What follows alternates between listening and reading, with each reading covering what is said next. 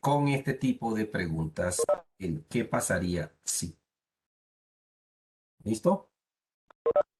Entonces, bueno, leamos el texto. El texto dice, por ejemplo, una roca se suelta desde el reposo en un pozo. ¿Listo? El sonido de la salpicadura se escucha 2,40 segundos más tarde, después de que la roca se libera desde el reposo. La pregunta es, ¿cuán lejos abajo de lo alto del pozo queda la superficie del agua? ¿Listo? La rapidez del sonido en el aire a temperatura ambiente, digamos, nos la dan de que es de 336 metros por segundo. Y hay una segunda pregunta que es, ¿qué pasaría si se ignora el tiempo de viaje para el sonido? Esta pregunta ya indica que en el punto A debemos tomar en cuenta, ¿sí?, este valor de el sonido del aire a temperatura ambiente. ¿Listo? Y preguntan, en ese caso, si ignoramos el viaje del tiempo, ¿qué error porcentual se introduce cuando calculamos la profundidad del pozo ignorando ese hecho? Alguien escribió algo por aquí en el chat. Ah, no entiendo el número. 336 por 40 segundos, no entendí. Eso lo escribió aquí. William, ¿qué quería decir con eso, William?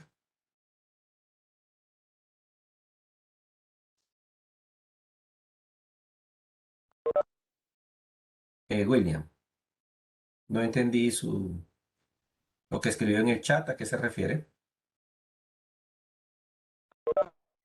Ok, bueno, entonces,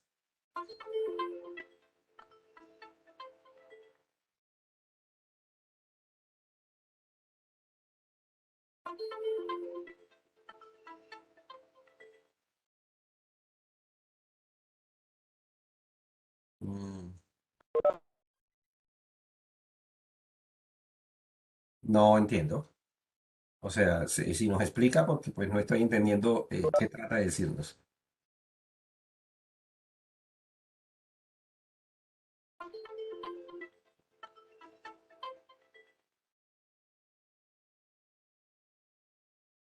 No, no es cierto. ¿Listo? Bueno, entonces ya vamos a ver a qué se refiere esto. Entonces hagamos el modelo. Entonces coloquemos aquí el piso, ¿de acuerdo? Colocamos el piso. eh, Coloquemos aquí barritas verticales, tal vez. Pues, digamos que el pozo es así. ¿Listo? Esto obviamente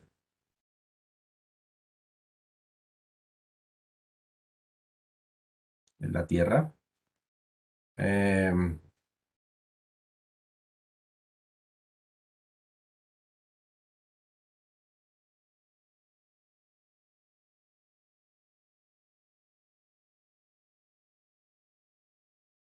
Listo. Vemos que el pozo es así. Y bueno, acá en la parte de abajo pues está el agua, por decirlo de alguna manera. Pues podríamos eliminar esta de abajo, no es necesaria.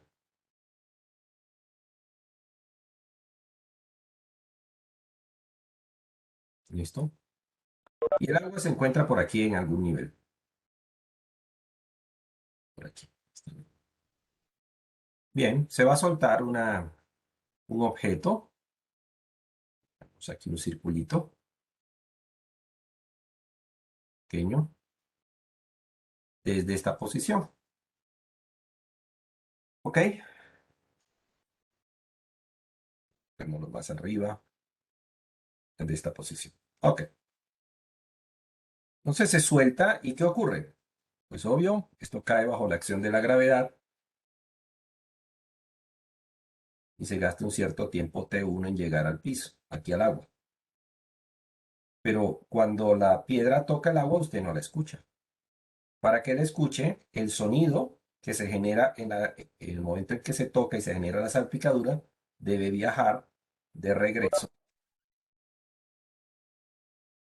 hasta acá, hasta el oído de quien lanzó. Digamos que el oído está a ras al mismo punto de, de donde se lanzó la piedra, la roca, ¿sí? Entonces tenemos dos tiempos, un tiempo de bajada T1, que estará obviamente gobernado por la gravedad, y un tiempo T2, que es el regreso a esta velocidad hacia arriba.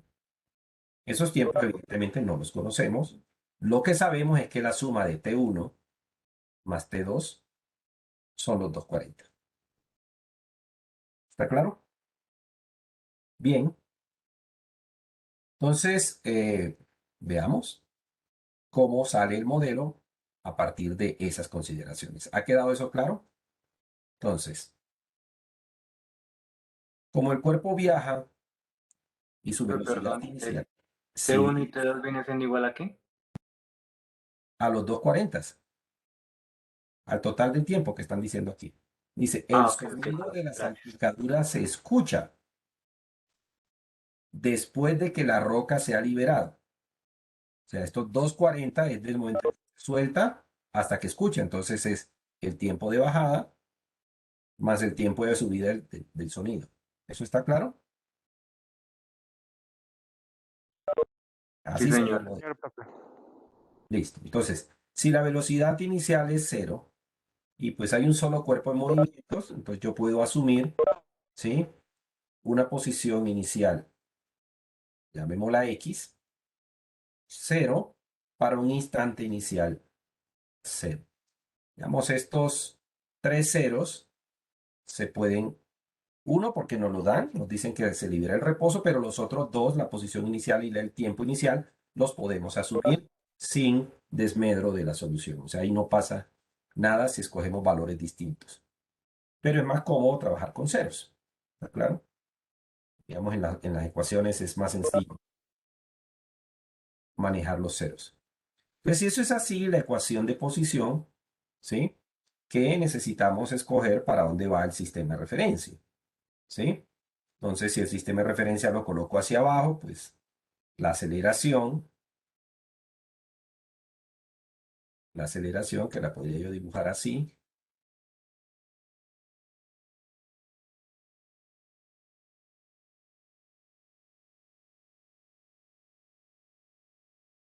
¿sí? La aceleración iría hacia abajo siempre. Entonces, este valor será, la aceleración será exactamente el valor de la aceleración de la gravedad y lo vamos a asumir en 9,80 metros por segundo al cuadrado. ¿Listo? La velocidad sabemos que es cero y tenemos que coger el sistema de referencia, entonces vamos a escoger un eje que yo lo voy a escoger si quieren para abajo. Entonces lo voy a colocar aquí mismo y lo pongo hacia abajo. ¿Listo? Eso también es arbitrario.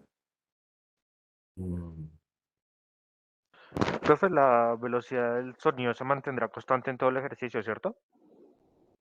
sí, la velocidad, la rapidez del sonido, en la teoría de ondas, la rapidez de las ondas es una cantidad constante que solo cambia si el medio a través del cual se mueve la onda eh, se ha modificado, o sea, si el medio ha cambiado.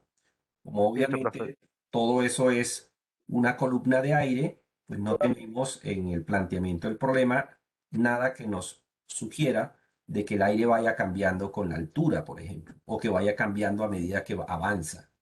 Entonces, ese tipo de, digamos, de posibilidades que harían que el problema fuera un problema no lineal, un problema que no pudiéramos resolver con álgebra, sino que tuviéramos que utilizar ecuaciones diferenciales, no es el caso que se está considerando aquí. ¿Queda claro? Listo, profe, muchas gracias. Eso. Entonces, eh, ese sería, digamos, como la interpretación. Entonces tenemos ahí este eje que le podemos colocar el nombre que queramos. Pues aquí ya llamamos esto como X, entonces llamémoslo igual. Entonces llamémoslo X. Entonces el eje será X hacia abajo, donde el 0, el X y igual a 0, está en este punto. ¿Estamos claros? Entonces ese es el X0.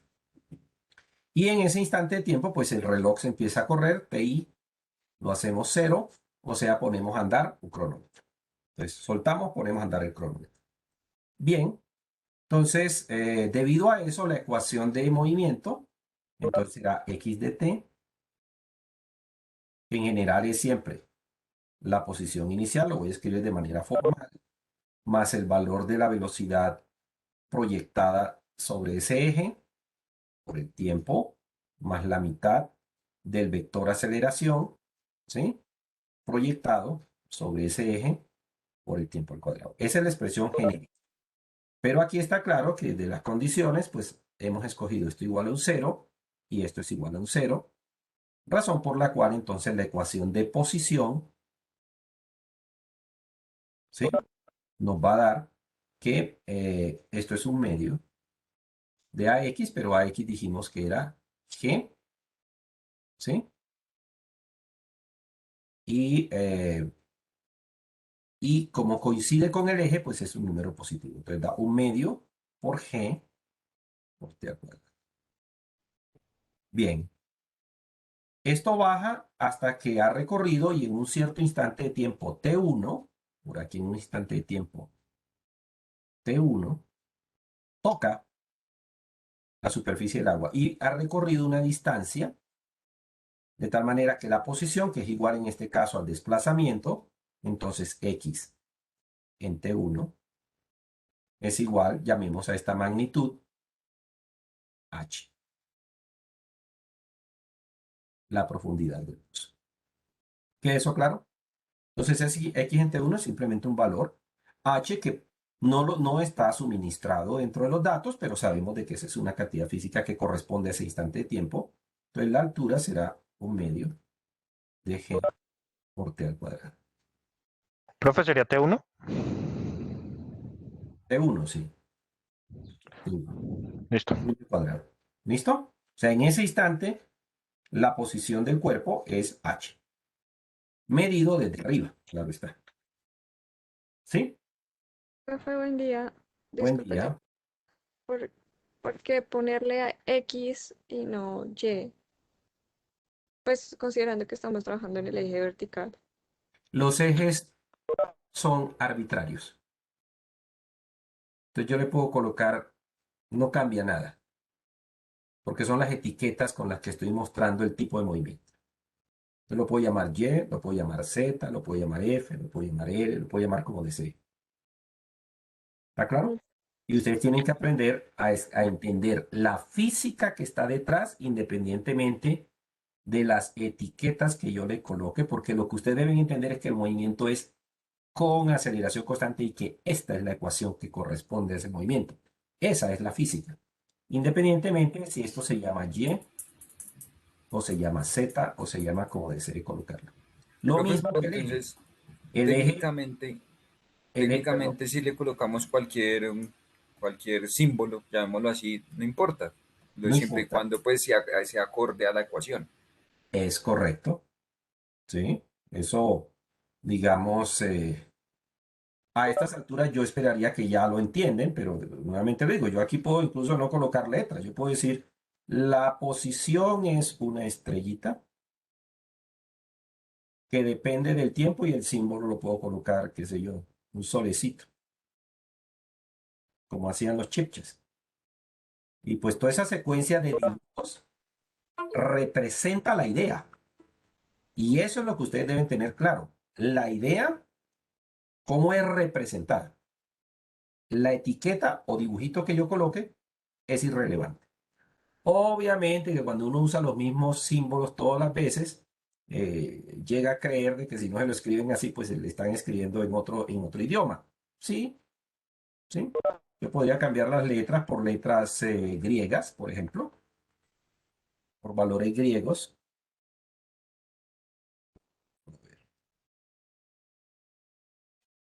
aquí, ahora qué pasó. Ya está. Me salió esto aquí. Después limpiaré la máquina. Yo puedo esto representarlo. Por ejemplo, cambiémoslo. Escribamos cirílico. Entonces, en lugar de X de T, vamos a colocar ya. No ha cambiado nada. Le estoy hablando de la posición. ¿Sí? Entonces, esto no cambia. O sea, yo puedo decir, entonces, esto se llama cita. Es otro cirílico.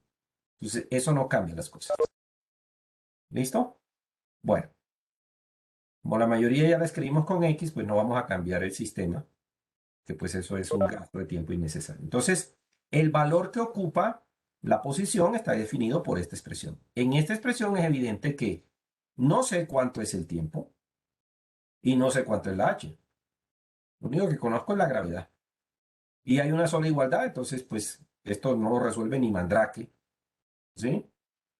Ni con magia se resuelve esto. ¿Por qué? Porque solo hay una ecuación en este momento en la descripción que estamos haciendo. ¿Estamos claros? Bien. Veamos. Parte del problema dice que pues aquí esto suena y sube la señal. Y la señal cuando sube, pues es una onda que viaja con un valor de velocidad constante, una rapidez de hecho, una velocidad constante, viaja en línea recta hasta arriba. Entonces el modelo es otro, el modelo es sin aceleración, entonces podríamos llamar de que el modelo de movimiento de la onda nos permite hablar de una segunda ecuación, llamémosla x2 de t, ¿sí? Que da las siguientes condiciones. En el instante t1 es cuando empieza a moverse la onda. ¿Está claro? Antes de t1 no se da esa situación. Entonces, dicho de otra manera, la posición desde donde se emite la onda es h. ¿Está claro? En el sistema de referencia que hemos puesto es h. De la posición es h en este momento. ¿Sí? Pero la velocidad va a ir para allá. La velocidad del sonido, llamémosla v sub s. ¿Qué es v sub s? Pues el valor que nos acaban de dar aquí. La velocidad del sonido, su magnitud es de 336 metros por segundo. Constante. ¿De acuerdo? Y ese vector velocidad pues va para arriba. Como el sistema va para abajo, pues entonces eso tendría que ir negativo. O más bien, cuando proyecte la velocidad en X me va a dar menos v sub s. ¿Está claro? Por el tiempo. Dado de que no hay aceleración, pues entonces aquí esta expresión no agregaría el otro término. ¿Sí? Ahora, ¿en qué instante de tiempo llega el sonido ahí arriba? Pues en un instante de tiempo t2. Entonces, x2 en t2, ¿cuánto vale? Cuando el sonido llega al oído. Cero. 0, porque el sistema arriba se llama 0. Eso se llama 0. Y por tanto, esto es h menos velocidad del sonido por el tiempo t2. ¿Sí? En el instante t2. ¿Sí? Profe, Bueno, aquí hay una cosa que no escribí y dije, y es que el tiempo lo estoy tomando, si tomo el mismo cronómetro, ¿sí?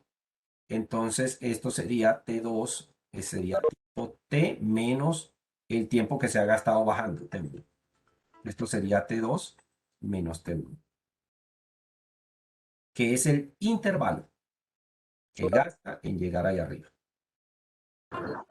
profe, Dígame, ese último paso se podría decir que T total, o sea, 2,40 sería igual a la suma de los dos a intervalos. T2 más T1, ¿cierto? Bueno, primero definamos intervalos y Listo. después hablamos de esa suma de la que usted me está diciendo. Claro que sí. Sí. O sea, el intervalo que se gasta bajando, vamos a llamarlo delta T1. Ahorita les explico por qué el delta y no T. Y el intervalo que se gasta subiendo es delta T2. Delta T2, obviamente, es la lectura del cronómetro última, T2, ¿sí? Menos T1. Y obviamente delta T1 es la lectura T1 menos TI. Que en este caso, como hemos escogido cronómetro, pues esto es un 0, entonces la lectura delta T1 es exactamente T1. ¿Listo? Listo, profe. Muchas gracias. Y al hacer eso, entonces la expresión de abajo me queda como que delta T2 es T2 menos delta T1. Para que nos quede claro cuáles son los intervalos y cuáles son las lecturas del aparato de medición. ¿Sí está claro? Una cosa es que algo se demore una hora y otra es que el reloj, esa hora me le está marcando como las 3 de la tarde. Significa que cuando empezó la lectura T inicial era 2 de la tarde. Entonces hay que diferenciar la lectura de los intervalos. Entonces aquí está que el valor T2, ¿sí? No es otra cosa. O sea, la lectura total del cronómetro, que sería como el tiempo total si quiere, sería delta T1 más delta T2. ¿Estamos claros? Entonces los 240, estos son los 240, 2,40. ¿Sí? 2,40 segundos. Entonces es la suma de dos tiempos. Y Pues algo, delta T1 viene siendo el intervalo de bajada y delta T2 el intervalo de subida del sonido. sí, dicho así, serían correspondientes a esos dos. El delta T1 es el intervalo de bajada de la roca. De la Y el roca, delta sí, profe. T1 es el intervalo que se gasta el sonido en llegar desde el fondo hasta arriba. Y por tanto, el 240 es el total que gasta desde que lo suelta hasta que escucha. ¿Estamos claros?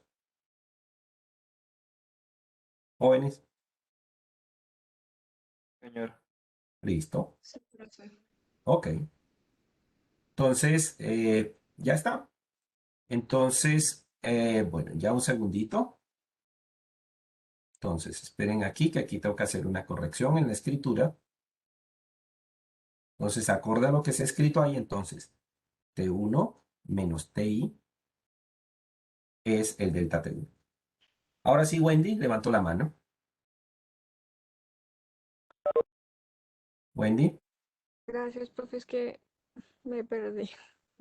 dígame en Después qué se de perdió. tenemos X,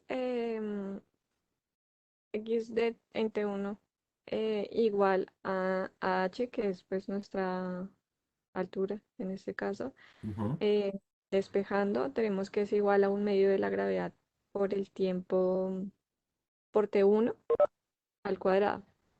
Y abajo ponemos X2. Desde ahí me perdí. O sea, X, X2 es, a ver, hay dos objetos, por decirlo así, en movimiento. Una roca que baja, eso tiene su ecuación de movimiento, y otro objeto físico que es la onda de sonido que sube. Entonces, para mí son dos cosas que se mueven. Entonces, yo debo describirlos con ecuaciones distintas. ¿Está claro? ok, sí. Es eso. La de Cada, arriba refiere cada a la... objeto en movimiento, cada objeto en movimiento tiene su propia ecuación. Sí, de ¿Sí? acuerdo. O sea, X de T sub 1 es Si quiere, para la no hora. confundirnos más, entonces podemos aquí colocar 1, si quieren, si eso no les... Entonces el X1 será la ecuación de la roca y el X2 la ecuación de la onda de sonido. Ok, ya. ¿Sí? Es cuestión de nomenclatura. ¿Sí? Bien, entonces, como el sistema de referencia, y eso se recomienda siempre, cuando esté resolviendo un problema, ubique su sistema de referencia donde usted quiera, como usted quiera, en la dirección que usted quiera, pero no lo cambie durante la solución. ¿De acuerdo? Porque eso puede llegar a inconsistencias de signos que pueden acarrear que el resultado que calcule en la ecuación final pueda estar afectado por un error de cambio de signos. ¿Está claro? Entonces, lo normal sería decir, ah, bueno, sí, es que se demora bajando, ahorita se van a dar cuenta que puedo escribirlo así. El tiempo que se demora bajando más el tiempo que se está subiendo, listo, ese es el total, lo sumo. Sí, la intuición le dice eso, pero corresponde eso a los signos de la ecuación cuando está. En este caso se acaba de ratificar. El valor T2 medido con el cronómetro desde el inicio es el tiempo total. Pero eso significa que entonces los intervalos los debo definir y por eso introduje estos símbolos delta T1 y delta T2 para separar el intervalo de bajada de la roca del intervalo de subida por parte del el sonido. ¿Listo? Bien, entonces de Perfecto. estas ecuaciones, aquí tenemos una ecuación con un valor específico de tiempo, ¿sí? T1, porque el delta T1 es exactamente T1, y este es el valor T2, ¿sí? Medido desde el cronómetro, pero realmente eso depende del intervalo T2 menos T1. ¿Está claro? Entonces, ojo a esto. Bien, entonces, hecho eso, yo puedo... Profe, antes de seguir avanzando. Sí, dime, Wendy. O sea, volviendo a la ecuación básica, entonces, en este caso, el H sería nuestra, o sea, decimos que X sub X de T es igual a X sub I más B sub I. No, es que no alcanzo a ver bien. Aquí, me está Sí, leyendo esta ecuación. sí, X, exacto. Ujú. Entonces en la ecuación de X sub 2 de T, El que es eh, cero es este, y estos no son ceros. Pues no lo escribí, pero lo puedo volver a escribir. O sea, si aplico esta ecuación de nuevo, ahora el cero es esto porque no hay aceleración. Sabemos que la velocidad del sonido es constante, pues no existe aceleración. Y por tanto, lo que describe la ecuación es esto entonces. La posición en el instante T1 está acá abajo, o sea, está en H. ¿Sí? La velocidad va subiendo y el eje está para abajo. O sea, está al contrario del eje, por eso al proyectar me aparece el signo menos. ¿Listo? El valor de la velocidad, ahí está, la magnitud de la velocidad y el intervalo de tiempo que se gasta desde este instante T1 hasta que llega acá arriba, que el cronómetro está marcando T2. Entonces es esta de ellos Ah, dos. ¿Estamos claros? Ahora, dentro de esa expresión, ¿sí? Eh, dentro de esa expresión, aquí le estaba corrigiendo. A ver esto aquí, así. Dentro de esa expresión, ya escrito en términos de deltas, pues estos son T2 menos T1, que es lo que escribí abajo. T2 menos T1. T1, T1. Listo. Ahí está. Entonces ya tenemos dos ecuaciones. La primera, movimiento de la roca, me da esta información. La segunda me da esta información. Acá tampoco puedo resolver nada. ¿Por qué? Porque no sé precisamente la profundidad del pozo y no sé cuánto es la lectura T2. Tampoco sé cuánto es la lectura T1. Entonces, está claro que aquí no puedo resolver esto solo y esto tampoco solo, pero juntos más esta otra ecuación, posiblemente sí. Entonces vamos a escribir las ecuaciones por separado. Entonces escribimos T2, que de hecho yo preferiría quitarle el subíndice, pero bueno, démoslo así, ya lo escribimos. T2 es delta T1 más delta T2. ¿Listo? La ecuación de arriba me dice que H, si la dejo así, es igual a un medio por G, y como T1 es delta T1, lo voy a escribir como delta T1 al cuadrado. ¿Listo? Y la ecuación de abajo me dice que si miran aquí, esto es igual a cero. O sea que yo puedo despejar, ¿sí? Yo puedo despejar esto, ¿sí? Y escribir la ecuación H igual a BST por delta T, 2. Entonces lo vamos a escribir de esa manera. Entonces yo también puedo escribir aquí H es igual a velocidad del sonido por delta T, 2. Ya está. Entonces tengo tres ecuaciones, ¿sí? Una en que esto no lo conozco y esto no lo conozco, dos incógnitas. Aquí esta misma no la conozco, se repite, y esto tampoco lo conozco. Entonces voy contando 1, 2, 3 incógnitas. ¿Sí? 3 incógnitas. Y tengo una tercera ecuación aquí que me relaciona este T1 con este T2, ¿sí? Pero este dato sí lo conozco. Entonces, esta ecuación que relaciona los dos valores, me permite contar entonces 1, 2, 3 ecuaciones, 3 incógnitas, y aquí tengo 1, 2, 3 ecuaciones. Entonces, es factible resolverlo. Ahora hay es que mezclarlas, eso es todo. Digamos, este sería como la lógica del planteamiento. Entonces, la física llega hasta que planteo las ecuaciones. El camino que sigue se llama matemáticas. O sea, ya se establecieron los hechos físicos. ¿Está claro, jóvenes? Entonces, vamos a intentar hacer la solución. Entonces, recuerden que T2 es conocido porque son los 240. Entonces, escribamos inicialmente la expresión, esta de nuevo. Entonces, T2 será igual a delta T1, que de aquí se puede sacar, evidentemente, esto será 2h sobre g raíz cuadrada. ¿De acuerdo, jóvenes? Entonces, sería 2 por h, Profe, buenos días. ¿sí? Raíz cuadrada. Profe, perdón, en la tercera ecuación que hizo que despejó h igual a velocidad del sonido por delta T2, ¿esa cómo fue que la despejó? Pensé que esto es un cero. Porque es que en el instante T2 del cronómetro, la onda llega a la parte de arriba. O sea que la posición vale cero. ¿Listo? Descrito desde arriba. Ah, ok, Y gracias. como parte desde abajo, que es h, entonces despego, simplemente paso pues todo esto para el otro lado, ¿no? Por la h, no importa. ¿Sí? Y este delta t, pues es delta T2. Ahí está. Vale, ¿Listo? profe, gracias. Entonces Ujú. ahora voy a despejar el T1, lo despejo de aquí. Entonces el 2 va para allá, la g va para abajo, entonces 2h sobre g y raíz cuadrada. ¿Está claro? Listo. Entonces ahí está. Y ahora eso es delta T1 y el delta T2, pues simplemente es más h sobre bs.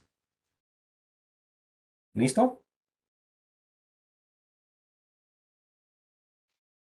Sí, señor, gracias. Ok. Entonces, esa es una manera de establecer la relación entre los tiempos. Ahora, cuando vemos la expresión, empezamos a tener como líos ahí que vamos a tener algebraicos. ¿Sí?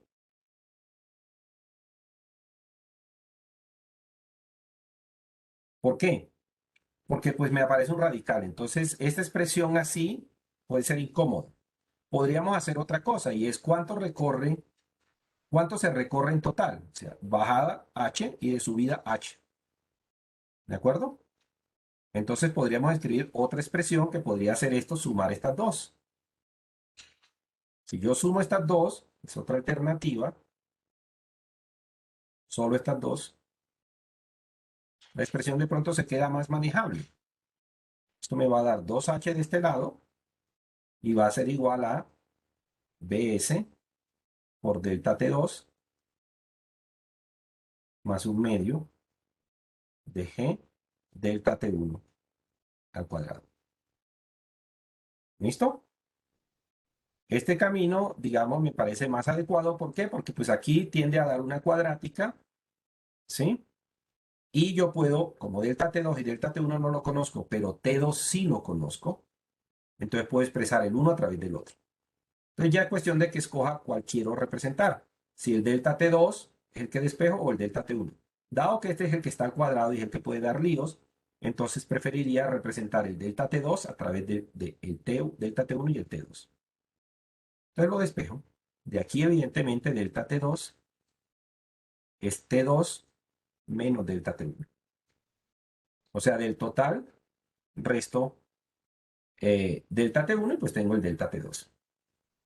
Entonces, si reemplazo aquí, esto quedaría de la siguiente manera. Bs por T2 menos delta T1 más un medio de G delta T1 al cuadrado. Eso es 2H. ¿Listo?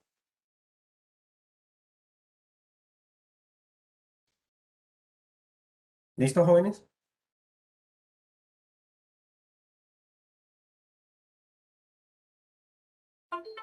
Listo. Ok. Veamos qué otra información tenemos acá. Bueno, tenemos eso, solamente hay dos números, ¿sí? Dos números totales que tenemos que utilizar, más el valor de la gravedad que lo conocemos. ¿Sí? Bien. ¿Qué otra cosa podríamos hacer? Bueno, revisamos nuevamente. ¿Sí? Hemos utilizado las tres ecuaciones, ¿sí? Y sus relaciones. Entonces, ¿aquí qué tenemos? Tenemos 2H igual a delta T1, ¿sí? Esperen a ver. Ahora sería usar cuadrática. Sí, estaba mirando si podría usar una cuadrática, pero es que hay un valor que no conozco. Y es H. O sea, sigo teniendo dos incógnitas, a pesar de que ahí salga una cuadrática. Y sale una cuadrática respecto a delta T1. ¿Sí? Sí, sí, señor. Pero resulta que esta H usted no la conoce. Entonces no la va a poder solucionar. Ya, denme un segundito. Profe, ¿y si mejor de estas las ecuaciones? ¿Cómo? Así H se cancela. Ah, si la resto, efectivamente se puede buscar quitar la H. ¿Sí? Y puede establecer una relación entre los dos tiempos. Entonces, le sale una cuadrática, ¿sí? Esa puede ser otra opción. Digamos, es qué hacer con las ecuaciones, ¿sí? Digamos, aquí lo incómodo resulta ser la H, pero entonces podríamos hacer efectivamente una resta. Entonces, otra opción es, uno con las ecuaciones puede manipular todo lo que quiera. Puede multiplicarlas, dividirlas una entre la otra, etcétera, ¿sí? O puede simplemente restarlas. ¿De acuerdo? Entonces, siendo así, si la resta la una de la otra, le quedaría que un medio de G por delta T1 al cuadrado, ¿sí? Va a ser igual a BS delta T2. ¿De acuerdo? Y el delta T2 lo podemos reemplazar por esta que tenemos acá, entonces nos quedaría BS por T2 menos delta T1, y esa ahora sí permite solucionar el delta T1, porque ahora las puedo reunir, y entonces me quedaría un medio de G delta T1 al cuadrado. Esto quedaría al lado derecho como BS por T2, esto es T2, por T2 menos BS por delta T1. Y ahora, como la variable, la incógnita es solo esta, entonces me queda una cuadrática respecto al intervalo de tiempo T1. Entonces esto lo organizamos de la manera tradicional. El término cuadrático es primero, el segundo término lo paso acá, BS delta T1, y este quedaría menos BS T2. Y eso es un 0. Y esa ecuación sí se puede resolver. Esa cuadrática alrededor del valor delta T1. ¿Queda claro? Listo, procedemos a su solución. Entonces escribimos la respuesta para delta T1, que es temporal, delta T1, del cual, por ser una cuadrática, habrá dos valores, A y B. ¿Listo? Escribimos la forma general, que es menos B. Menos B es el número que acompaña al término que está a la primera potencia, o sea, BS. Entonces esto será menos el valor de la velocidad del sonido, más o menos la raíz cuadrada de la velocidad del sonido, ¿sí? Que es menos elevado al cuadrado. Ese menos no importa allí, por el cuadrado, menos 4 veces el valor de A, y el valor de A es lo que acompaña al término cuadrático, o sea, 1/2 de G. Entonces esto sería la mitad de G. ¿Listo? Por C, y C sería el término independiente, que en este caso es menos BS por T al cuadrado. ¿Listo? Menos BS por T2. Raíz cuadrada de 2 veces el primer término, que es 1/2 de G. ¿Ha quedado claro? Entonces, eso nos daría el primer intervalo de tiempo, que dijimos que era el tiempo de caída de la roca. ¿Eso está claro, jóvenes?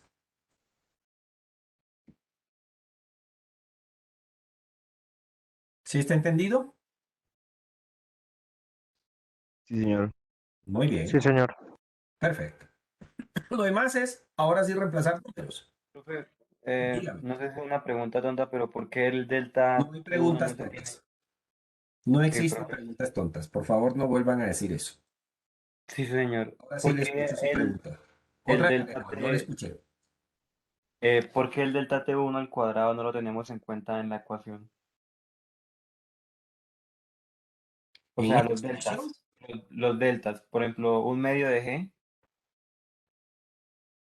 es 1/2 de G. Esta es la forma canónica, como la llaman, de una expresión cuadrática. Una expresión cuadrática es algo que se caracteriza por tener aquí un coeficiente, un número, por una variable, llamémosla x elevado al cuadrado, donde x es la incógnita, más otro coeficiente llamado b, y la misma incógnita aparece ahora a la primera potencia, ¿sí? Más un tercer término que lo llamaremos c, y esa sumatoria es equivalente a cero. Entonces, esa forma, que se llama forma canónica, es la que estoy aplicando yo. Entonces, si usted mira Ah, por ok. similitud, la x es mi delta T1, o sea, es lo que no conozco, mi incógnita. Aquí esta es mi incógnita, ¿sí? Mientras que este 1/2 G es el coeficiente A. Y este B sub S, que es el que lo acompaña, es el B, ¿sí? Y esta C es el resto que no tiene delta T1. Aquí no hay delta T1, es el resto. Eso es C. ¿Listo? Entonces eso fue lo que sustituí. Profe, entonces Ok, se profe, utiliza la entendido. forma Muchas gracias. canónica cuando necesito saber solo un término y pues logro de esa manera. Si usted logra tener una estructura de cuadrática, un término, su incógnita al cuadrado, otro término con su misma incógnita a la primera potencia, y algo que sobre que no tenga su incógnita y eso sea igual a cero, esa es una cuadrática. Usted tiene que aprender a ver la ecuación cuadrática si está escrita con letras raras, como ya, como Sí, estrellitas, sí, señor. T's, como Z's, como X, como las quiera llamar. Usted tiene que poder ver la estructura canónica. Cuando usted Profe, vea que lo tiene tenemos. cuadrados y lineales, etcétera, entonces trate de juntarlos todos de un solo lado de la ecuación a ver si configura la expresión cuadrática como Profe, técnica. y ahí lo tenemos igual a cero porque es el tiempo en el que el sonido No, no, no, llega no. arriba. No, no, no. Las formas canónicas en matemática nos las hemos inventado. No, profe, arriba, en donde está 1/2 por G por delta de T1. Es igual a cero porque es el tiempo en el que llega el sonido arriba, ¿verdad? No, no, no, no, no, no. No, este cero es resultado de que yo pasé esto para allá y esto para allá. Entonces del otro lado queda cero. Ah, ok, profe, muchas Reuní gracias. todo de un solo costado, que es la técnica para poder establecer la forma canónica. Y es todo se manda para un solo costado, izquierda o derecha, no importa, ¿sí? Para igualar a cero. ¿Sí? Entonces, cuando ya la tiene escrita todos los términos de un solo costado, entonces ahora mira cuál queda cuadrático, cuál queda lineal y cuáles son los que no tienen nada que ver con la incógnita que estamos tratando de resolver. ¿Está claro? Acuérdense que la solución, esto incluso en muchas calculadoras ya viene escrito, en Wolfram está, es cuestión de aprender a hacerlo. Si quieren, ahorita lo resolvemos a mano inicialmente y después lo resolvemos con Wolfram para que vean que da lo mismo. O sea, para que tengan una manera rápida de resolver las cosas. Si tiene una calculadora Texas Instruments o Casio o cualquier marca, Ya las que llaman calculadoras científicas traen solución de cuadráticas. Entonces, si usted simplemente mete estos números y ya sabe que tiene que resolver toda esta raíz. Y todo esto hace todas las operaciones en un solo clic. ¿Listo? Eso es lo que llamo una macro o un programita. ¿Sí? ¿Está entendido eso? Entonces, la forma canónica lo que dice es que la solución de X, que son dos soluciones, A y B, es menos el valor de B, más o menos la raíz de B al cuadrado, ¿sí? Menos 4 por A por C sobre 2A. Esto sí se lo tienen que aprender de memoria. Es la forma estándar de solución de una cuadrática, a partir de sus coeficientes. ¿Eso está entendido? Digamos, esto yo lo asumía que lo conocían, esto es la escuela, ¿no? Pero bueno, no importa. Si es necesario, pues yo lo repito. Ok, entonces esto eh, podemos dejar, podemos eliminar, digamos, ahorita no lo necesitamos, ya está. Entonces, ¿ahora qué queda? Pues reemplazar números, esto ya es aritmética. ¿Listo? Entonces hagamos la aritmética, la quiero hacer con cuidado porque pues el tema de las cifras significativas al final genera sus problemas si yo no miro los pasos intermedios. ¿Sí? Entonces, ¿cuánto es BS? 336 metros por segundo. Voy a omitir las unidades, o sea, esto es menos 336. Más o menos la raíz cuadrada de 336 elevado al cuadrado. Bueno, aquí hay dos menos que me aparecen.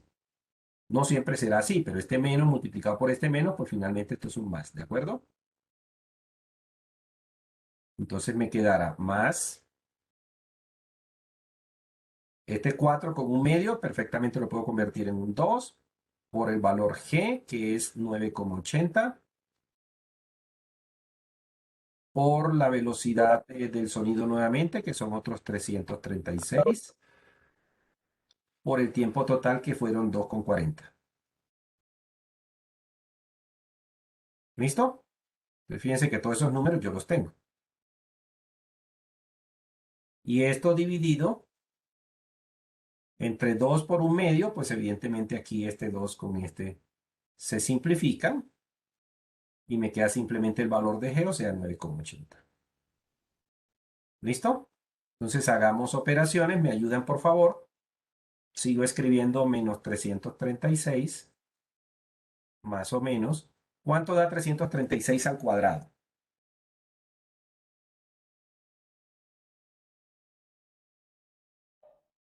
Profe, da 112.896.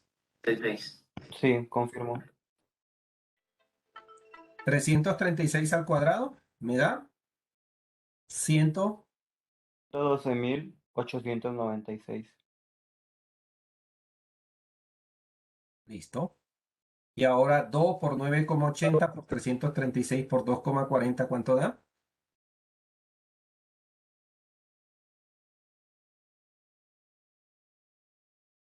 Jóvenes, 15.805. 15.805,44. ¿Listo? Y estos se suman y se les saca la raíz. ¿Cuánto da esa suma? Bueno, y todo esto está dividido entre 9,8. Eso lo hacemos como paso final. Listo. ¿Cuánto da? La raíz.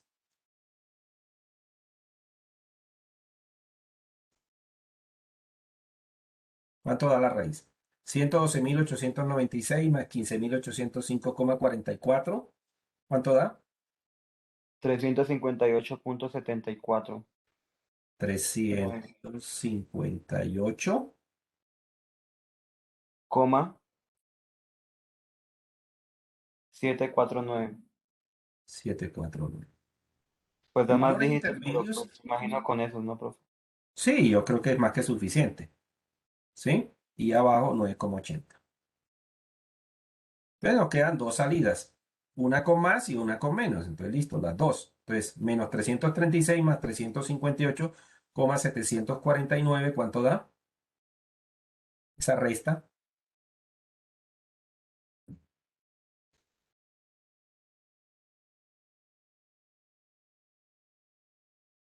¿Cuánto da eso? 12 algo, ¿no?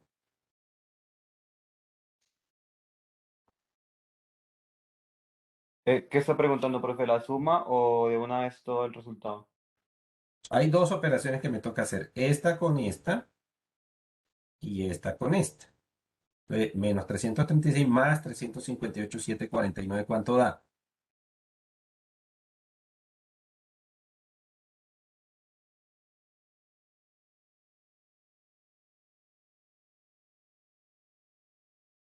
¿Cuánto? No, no dividan entre 9,80 todavía. ¿Cuánto da ese número? Tiene que dar decenas. Menos 7,251. A ver, me va a tocar hacerlo a mí. Creo que no me entendieron. Esto y esto, ¿cuánto da? Sí, profe, sumado da menos 7,251. ¿Cómo que le va a dar 7 si esto es 358? Da 22,749.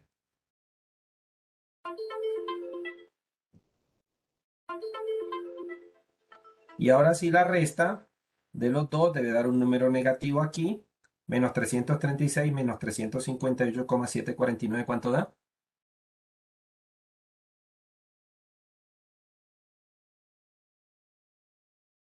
Menos 694.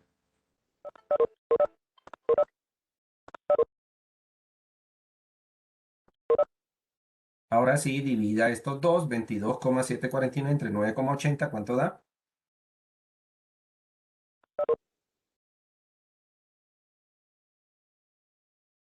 Debe dar uno algo.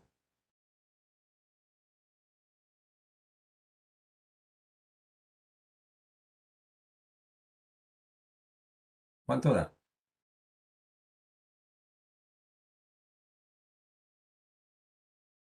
Bueno, no estamos sintonizados, entonces me toca a mí hacer los cálculos.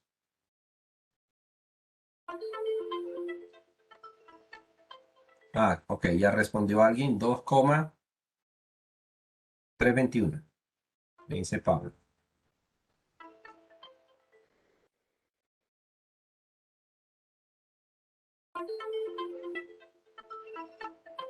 Obviamente las unidades son segundos. ¿Sí? Estamos hablando de delta T1. ¿Listo? Y este obviamente va a dar un número negativo, solamente hagamos la operación. Ya ahorita vamos a ver si lo descartamos o no. Entonces, ¿cuánto da? Menos 694 entre 9,8. Menos 70,892. Listo. Bien. Entonces ya tenemos delta T1, un resultado positivo, otro negativo. Debido a que usamos cronómetro y arrancamos a medir el tiempo en cero, y el tiempo siempre va hacia adelante, o sea, todos los valores son positivos, entonces la solución negativa de la ecuación cuadrática no corresponde al fenómeno estudiado. ¿Está claro? No corresponde. Entonces, este valor se desprecia con ese criterio. ¿Listo? Entonces tenemos que es 2,321 segundos, ¿sí? El tiempo de bajada de la piedra.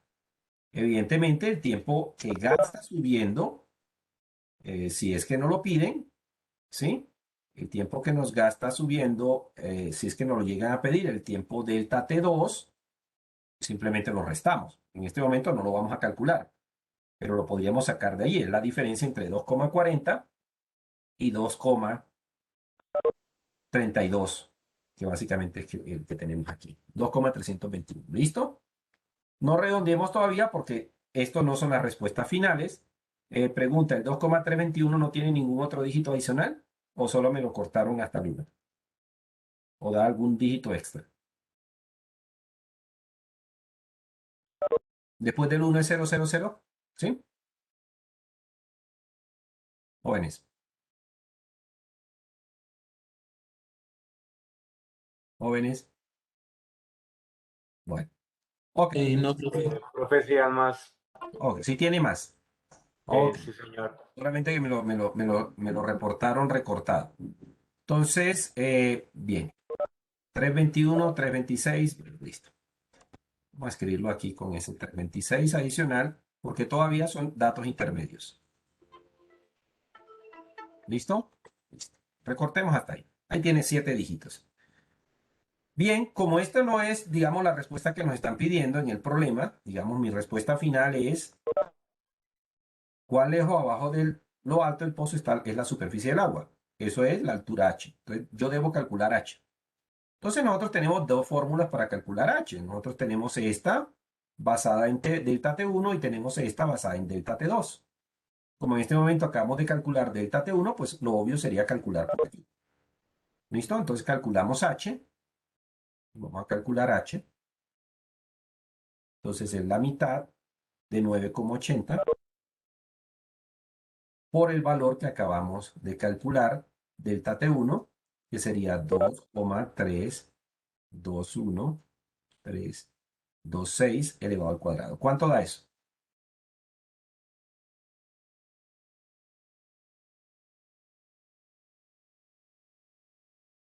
¿Cuánto da?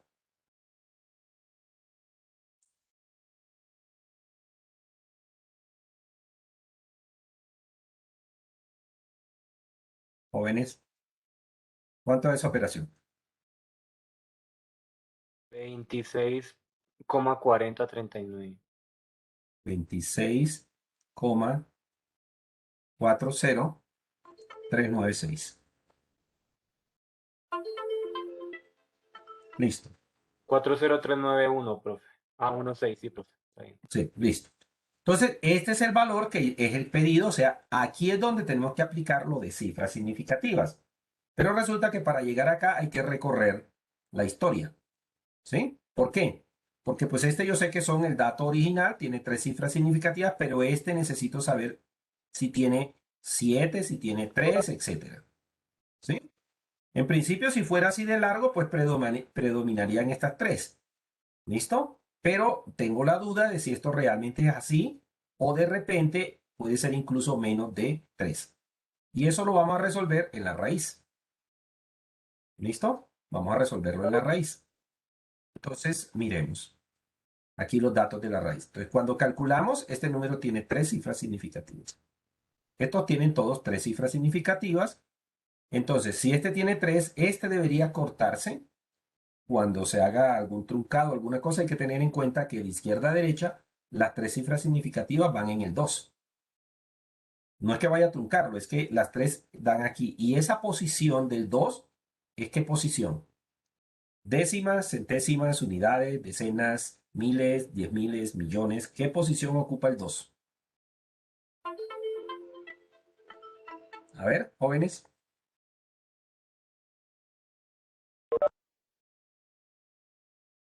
Jóvenes. ¿Milésimas? ¿Qué posición ocupa?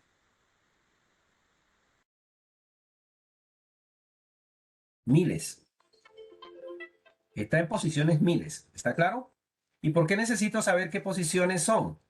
O unidades de 1000. Esa es otra manera de decirlo. Es más correcto decir unidades de 1000. Entonces, 2 unidades de 1000. Entonces, si voy a sumar, al predominar este número, evidentemente, ¿sí? Cuando haga la suma, va a predominar las unidades de 1000. ¿Listo? Por eso les pedí que me dieran el número en la suma, para saber cómo me queda el resultado. Pero bueno, hagámoslo. Entonces, ahora vemos este, que también todos son de A3, o sea, el resultado está en 3. ¿De acuerdo? Eso significa que las 3 cuadran aquí. 1, 5, 8. De izquierda a derecha, 3 cifras significativas iría allí. El 8, ¿en qué posición está?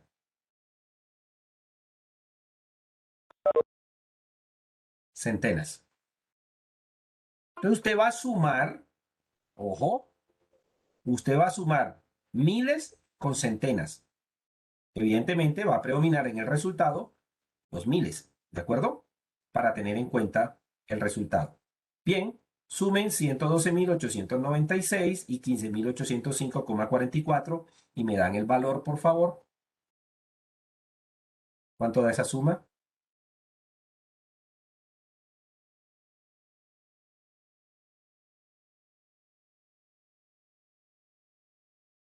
¿Cuánto da? Da como 127.000 algo, ¿no?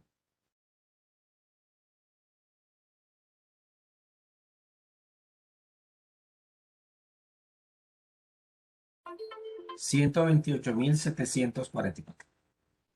Esta suma da 128.700,44. Como estoy haciendo una suma de unidades de 1.000 o miles con centenas, evidentemente en esa el que predomina siguen siendo las unidades de 1.000, o sea, donde va el 8. Y hasta ahí van 3 cifras significativas. ¿Estamos claros? Sacan la raíz, efectivamente ya sacaron la raíz, dio este resultado. Entonces, como la raíz y las potencias son simplemente operaciones inversas, se mantiene el tema de que si aquí hay este número va con 3 cifras significativas, entonces este va a estar predominando en las unidades. ¿Está claro? Entonces, este número, ojo que va en unidades. ¿Listo? Entonces ahí llevo ahora una operación de una resta, porque este número es negativo, con el positivo, esto es una resta, donde ambos números van en unidades. O sea que el resultado, ¿dónde va redondeado? En las unidades. ¿Dónde iría la cantidad de cifras significativas? Y ahí ya hay un problema. Porque entonces este número tiene 2 cifras significativas. Resultado de ese análisis.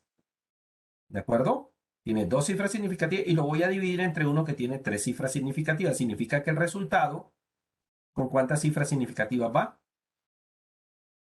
Con 2. ¿Listo? Entonces ahí va el número en el 2,3. Eso significa que cuando yo hice esta operación, para determinar cuántos tiene este, la cuenta de cifras significativas va en 2. Y ahora al multiplicar, pues el resultado tiene que estar con 2. Entonces, conclusión, este dato es 26 metros. Esa sería la respuesta correcta que yo esperaría de ustedes si no se les da la incertidumbre de los números suministrados. ¿Está clara la respuesta? Jóvenes, Profe, pero el ejercicio empezó con 3 cifras significativas, al final solo se tomarían 2. estoy explicando por qué termina en 2. Eso es todo lo que he estado explicando todo el tiempo. Porque la idea esa errónea que tienen algunos, todos tienen 3, entonces el resultado es con 3. Es falsa. ¿Listo? Entonces, si aplico los 2 criterios, paso a Señor, paso, termino con 2 cifras significativas. La razón, las restas. Las restas, ojo, siempre que aparezcan números negativos en alguna operación, tenga cuidado porque podría hacer eso. ¿Sí? Si los números son muy cercanos, y eso ocurre es aquí, 336 y 358, sí, tienen centenas, pero están restando. Entonces, ahí es donde pierden cifras significativas. Cuando los números son muy cercanos. Cuando son lejanos, si esto fuera 336, si esto fuera un 14, ¿sí? No habría problema. ¿Sí? No habría problema porque el número no perdería, quedaría del orden de centenas el resultado. Pero cuando son muy cercanos y tienen signos distintos, tiende a disminuir la cantidad de cifras significativas. Ese es el resultado de la aplicación de esas 2 reglas que les mostré ayer. Entonces, mucho cuidado con las restas. Es casi como la recomendación. Si no aparecen restas por ningún lado en todo su procesamiento, o sea, en su fórmula final de cálculo, ¿sí? En la fórmula final de cálculo, si no aparecen, cuando ya reemplacen los valores, no aparecen valores negativos, casi que uno podría decir que si la mínima de todos los datos originales eran 3, pues uno puede esperar que el resultado final tenga 3 cifras significativas. Pero eso es, digamos, una cosa demasiado gruesa. Entonces, ojo a esto. ¿Queda eso claro? Profe, una preguntita. En la parte donde estamos en la ecuación, cuando tenemos 22,749, tenemos que se corta en en las unidades, ¿verdad? Sí, porque es que el número, Sí, los números que producen el 22, ambos con sus tres cifras significativas contabilizadas, terminan en unidades. sí, profe. Pero Entonces, en la ahora resta, cuando tenemos el este debe quedar resultado, en unidades. ¿Sí? señor, con dos cifras significativas, por eso es que después en el 2,321 cogemos dos cifras significativas. Exactamente, porque Ok. aquí empiezan a dominar esta que tiene la menor cantidad de cifras significativas en ese paso. ¿Está claro? Por eso es que este ya termina, o sea, el número yo lo escribo como sale en aritmética, completo, porque si me toca truncar y redondear, debo saber cuál es el que le sigue, entonces por eso lo dejo completo. Pero marco aquí, pues yo marco estas rayitas, ¿no? Hay otros, ahorita les muestro otra nomenclatura que usan otros colegas, y es que estos números los colocan chiquiticos, entonces dejan grandes los que van quedando, las cifras significativas que van quedando, y los que quedan, que sirven es para el redondeo, los escriben más chiquitos. O sea, escriben el número, pues, lo escriben así, 2,3 y escriben el 21 aquí chiquitico, 326. ¿Sí? Pues es una manera de llevar visualmente la cuenta de dónde van las cifras significativas. Entonces, el 2, 3 se ven claramente que son 2. ¿Sí? Cada cual escoge cómo hacer el dibujito, ¿no? Entonces, pues yo utilizo la línea porque pues siempre o sea, como esto lo hago es posterior cuando ya he calculado y necesito establecer la cantidad de cifras significativas, entonces me devuelvo a la operación para hacer el seguimiento de dónde van la cantidad de cifras significativas según la operación previa que haya originado ese número. Eso es todo. Yo aplico las dos reglas, multiplicación, división, potenciación, radicación, todas esas operaciones, la cantidad de cifras significativas es la de la menor cantidad de cifras significativas, pero en suma y resta tengo que mirar las posiciones, si son décimas, centésimas, unidades, centenas o en este caso unidades de mil, o sea, miles, para hacer el conteo correcto de dónde van las cifras significativas. ¿Eso está claro? Jóvenes, yo sé que esto les parece una abracadabra y efectivamente suena a abracadabra, porque significa, además de hacer los cálculos, hay que tener escritos los cálculos para poder llevar la cuenta. ¿Sí? Y obviamente quien está acostumbrado a meter todos los números en una calculadora y que le dé un dato final, entonces ahora viene la respuesta, la pregunta es, ¿y dónde se aumentaron o disminuyeron las cifras significativas? Pues obviamente el resultado final no lo puede saber directamente si no se devuelve a la secuencia de operaciones. ¿De acuerdo? Entonces, bueno, ese es el detalle del tema de las cifras significativas. Que lo vamos a simplificar cuando conozca la incertidumbre. La incertidumbre resuelve esto con el criterio 3/4 de una manera mucho más rápida. Pero como muchas veces no suministran la incertidumbre, pues esto es lo que toca hacer. Entonces, vienen unas cosas por otras. Bien, entonces tenemos h igual 26. Entonces, hemos resuelto la primera pregunta hasta ahora, que es ¿cuán lejos de lo alto del pozo está la superficie del agua? A 26 metros es la respuesta. ¿Está eso claro, jóvenes? Sí, señor. ¿Preguntas hasta aquí? Vamos a abordar ahora la segunda pregunta. Profe, todo claro. Muy bien. Ok. Entonces ahora hagamos esto. ¿Qué pasaría si se ignora el tiempo de viaje para el sonido? ¿Qué error porcentual se introduce cuando se calcula la profundidad del pozo? O sea, si no usamos el 2,32, sino que usamos el 2,40 en el cálculo, pues obvio. Si decimos que delta T2 no lo vamos a tomar en cuenta, delta T2, que es el tiempo de no se toma en cuenta, entonces está claro, ¿sí? Que si esto es 0, o sea, no se toma en cuenta, delta T1 es 2,40. El cálculo es directo, como había sugerido un compañero de ustedes al principio, entonces pasamos una línea y esta sería la respuesta del qué pasaría si. Pues si usted en lugar de tomar Ahora hace un cálculo, lo llamaré H asterisco. Es un medio de 9,80 por 2,40. ¿Cuánto da? Al cuadrado. ¿Cuánto da ese número?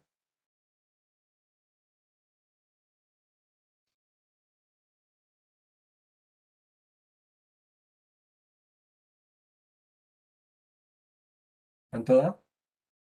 1 por 9,80 por 2,40 al cuadrado. ¿Cuánto dio? A ver, alguien que haga la operación. 28,224. 28, 224. metros. Evidentemente son dos números diferentes, este y este. Entonces el error porcentual, digamos, este es el correcto. Aquí se tomó en cuenta, digamos, todos los hechos físicos y esta es una aproximación. Obviamente una aproximación que se va por arriba. Entonces la pregunta es ¿cuánto es por arriba? Pues es solamente calcular un porcentaje, es calcular H', perdón, asterisco menos H real, digamos, la bien calculada, dividido entre H. ¿Listo? Y esto lo multiplicamos por 100%. O dicho de otra manera es 28,224 menos 26,40, 39,16 dividido entre 26,40, 39,16 multiplicado por 100%. ¿Cuánto da?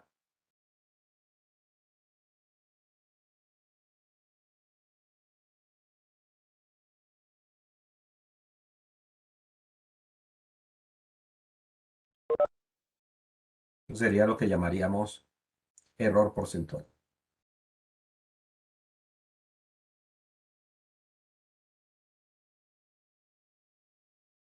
Listo. ¿Cuánto da?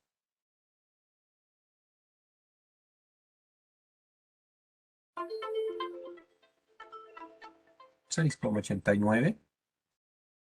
O sea, 6,9. ¿Listo? Casi 7%, de hecho, si lo quisiéramos en unidades. Entonces, no tener en cuenta el tiempo de subida, que es pequeño, si quieren ahorita lo calculamos, pues es muy sencillo, delta T2 es T2 menos delta T1.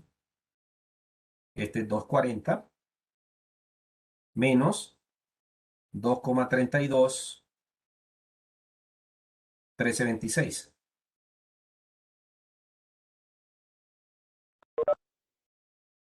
¿Cuánto es eso? Está del orden de las centésimas el número. ¿Sí? ¿Cuánto da la resta?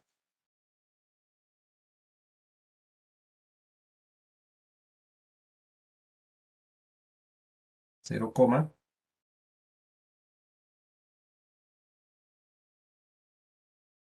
jóvenes, ¿cuánto dio?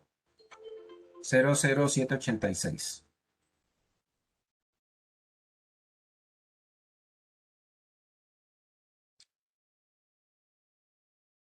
86